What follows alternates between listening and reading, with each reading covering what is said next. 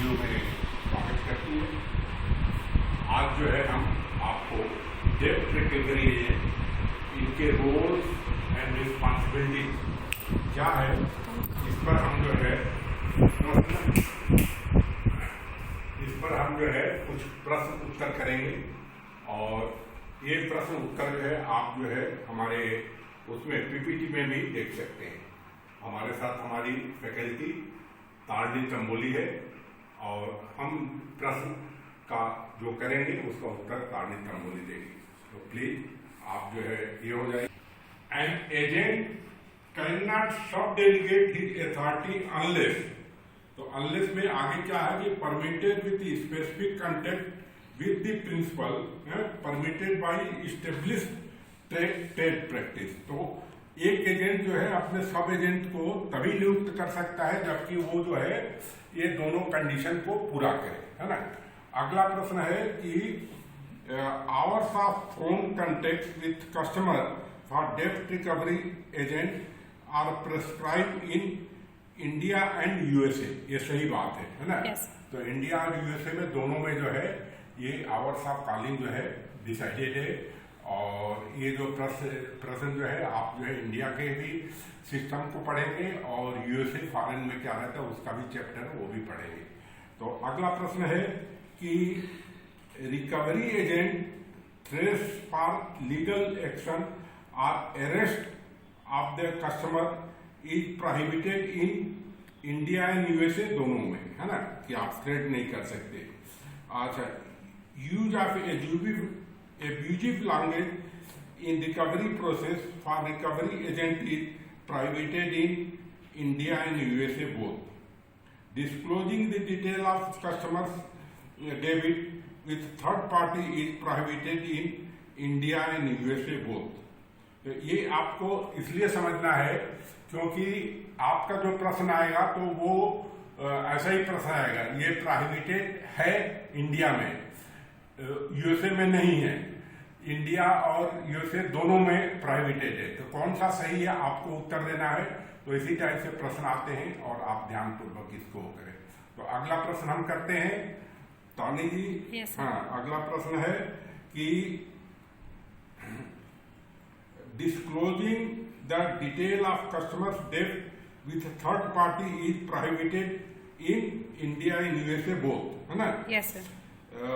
What empowers the debt recovery agent to collect the dues from the debtor?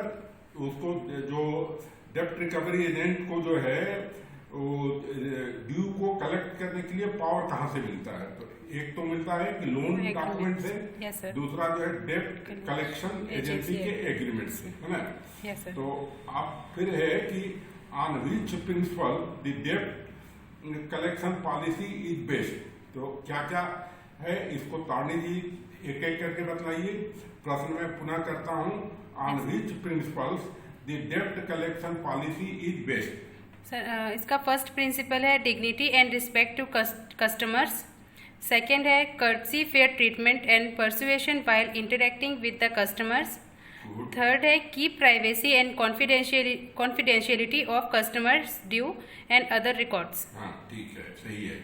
तो ये समझिए कि यही जो है बेसिक प्रिंसिपल है जिसको कि पूरा आपको समझना है और वैसे ही एक्ट करना है। जी सर। अच्छा, अब वो ये हम इस पर सॉफ्ट स्किल पर प्रश्न है। ए डेब्ट recovery agent should be good listener and good communicator, है ना। Yes sir. कम्युनिकेशन में भी वर्बल और नॉन वर्बल, है ना। Yes sir. Every communication be of a two way communication, है ना। तो ये सब जब हम चैप्टर पढ़ाए हैं तो इसको जो है काफी समझा के पढ़ाए हैं। तो आप जो है इन चीजों को समझिए और आपसे जब प्रश्न आएगा तो इसी टाइप से आएगा कि आपका क्वालिटी क्या क्या होना चाहिए। तो अगला प्रश्न करते हैं। yes, sir. तो अगला प्रश्न करते हैं, under no circumstances DRA to use physical violence, है ना। ये सही है कि गलत है। सही है सर। सही है ना। If a barber who has defaulted and does not pay his dues of the bank and does not take your call, you do not find him in his corresponding address तो क्या करेंगे आप कि check with the bank for the personal and professional references given by the barber, है ना। Yes. तो प्रश्न यही आएगा कि यदि वो बार्बर आपका कॉल भी नहीं लेता, जगह पर भी नहीं मिलता, तो आप क्या करेंगे। तो आप जो है जो लोन एप्लीकेशन वगैरह में जो रेफरेंसेस वगैरह दिया है उसको कांटेक्ट कीजिए, उसको देखिए, उसके बेसिस पर आप मालूम कीजिए कि वो बार्बर कहाँ गया, क्या गया, ऐसा सब पूरा कीजिए, ठीक है। तो अगला प्रश्न करते हैं, है ना। Yes, sir. कि एनी एक्शन बाय द डेब्ट recovery agent who violates the law of the land may invite action by bank, action by RBI and legal action, है ना। तो ये समझ के चलिए आप जितने भी रिकवरी एजेंट्स हैं वो पूरा सावधानी पूर्वक इन चीजों को ध्यान पूर्वक ये करें, अपना रोल एंड रिस्पॉन्सिबिलिटी को समझ के काम करें। अगला प्रश्न है, how important is it for recovery agency to follow the banking code and standard? Yes, sir. Sir, very important as he is representative of the bank and must follow strictly. हाँ, तो ये बिल्कुल आपको जो है ना जो बैंकिंग कोड एंड स्टैंडर्ड को पूरा फॉलो करना है, और ये जो है आपके बुक के चैप्टर में भी दिया है ना।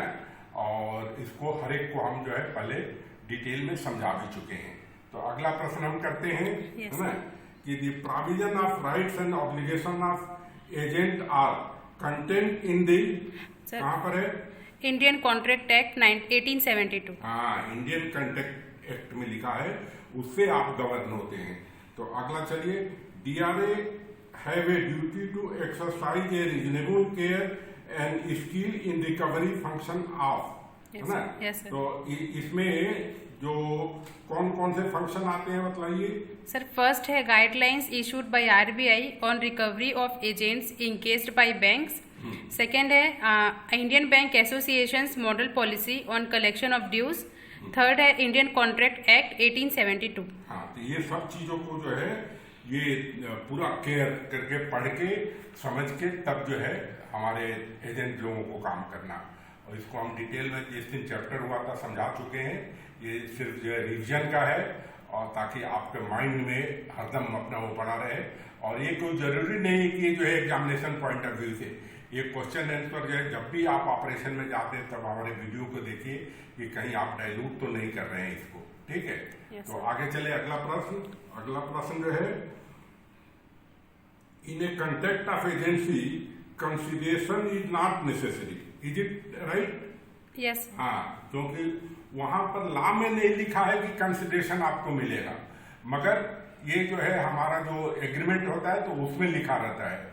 जैसे कि आप कोई एजेंट है तो वो वॉलंटरी सर्विस भी दे सकते हैं, मगर यहाँ पर तो फाइनेंशियल चीजें हैं, सब चीजें हैं, तो यहाँ पर जो है वो आपके फी वगैरह जो भी है वो जो है डिसाइड हो गया एग्रीमेंट से, ठीक है। yes, अगला प्रश्न करते हैं। yes, अगला प्रश्न करते हैं, difficult borrower debtor is one who can pay but do not want to pay. मतलब डिफिकल्ट बारोवर वो है जो कि वो पे कर सकता है मगर वो जो है आपको तकलीफ देता है, मतलब उसके पास कैपेसिटी है पे करने की मगर पे नहीं करना चाहता, तो उसको डिफिकल्ट बारोवर बोलते हैं। वहां पर जो है आपको बहुत सारे स्ट्रेटजी जो है अपनानी पड़ती है, तब जो है उसकी रिकवरी हो पाती है। तो अगला प्रश्न हम करते हैं। अगला प्रश्न है कि which is as a regular debt recovery process as defined under model policy of DRA by Indian Bank Association। बोलिए सर। Recovery through compromises. हाँ, रिकवरी थ्रू कॉम्प्रोमाइजेज यदि हो जाता है तो हम जो है स्वीकार कर लेंगे। कोई ये नहीं कि हम पूरे पीछे पड़े रहें कि पूरा का पूरा पैसा एक पैसा छोड़ेंगे नहीं, ये नहीं करेंगे। तो आज जो है मतलब आज यदि हमारा पैसा आ गया तो उस पैसे को बैंक दूसरी जगह यूज कर सकती है, मगर यदि वो वही लेट करके देगा तो भाई उसकी वैल्यू भी कम होगी और कब देगा कोई ठिकाना नहीं, रिकवरी कास्ट बढ़ेगा। तो कंप्रोमाइज जो है बहुत अच्छा प्रोसेस है, ठीक है। अगला प्रश्न करते हैं, है ना। Yes sir. कि after engaging the DRA banks primary duty towards the defaulting debtor is to आगे क्या होगा बोलिए sir. Inform the debtors the details of the डेब्ट recovery agents engaged for the purpose of recovery of the unpaid dues। हाँ, तो पहला वो करेगा, सूचित करेगा उसको, है। Yes, sir. Before making a telephone call DRA should ensure that, इसमें 3-4 चीजें हैं। Yes, sir. क्या क्या है बताइए। Sir, first he has been authorized by the bank to collect the dues from the borrower. Second, the borrower has been notified by the bank of the details of the DRA. Good, हाँ। अच्छा, what would be the attitude of DRA during the recovery process? Understand, तो इसमें क्या क्या रहेगा उसका attitude? Understand and be patient with the borrower, borrower. ये quality होना चाहिए, है ना। Yes. दूसरा, when DRA visit the house of the borrower, he finds that the borrower has gone out and few of his relatives came to his house. He should leave the house. What he should do? He should leave the house and choose another day to meet. उस समय जो है किसी के सामने आकर के बात नहीं करना है ना। Yes, sir. When conversation with the borrower, he demands to know about right and duties of DRA. Yes, sir. You have a right to follow the instruction of the bank and have engaged him for the stipulated task. मतलब यदि आपसे आपकी authority पूछता है तो आपको बतलाना है कि आप जो है इस कार्य के लिए दिए गए हैं, नियुक्त किए गए हैं और आपका एग्रीमेंट में लिखा हुआ है, इसकी जानकारी बैंक ने भी आपको दिया। क्योंकि आजकल बहुत सारे फ्रॉड वगैरह भी होते हैं, तो वो भी पूछ सकता है, ऐसा नहीं कि आप अड़ जाए कि क्यों पूछ रहा है ना। तो ये जरूर आप बतलाइए।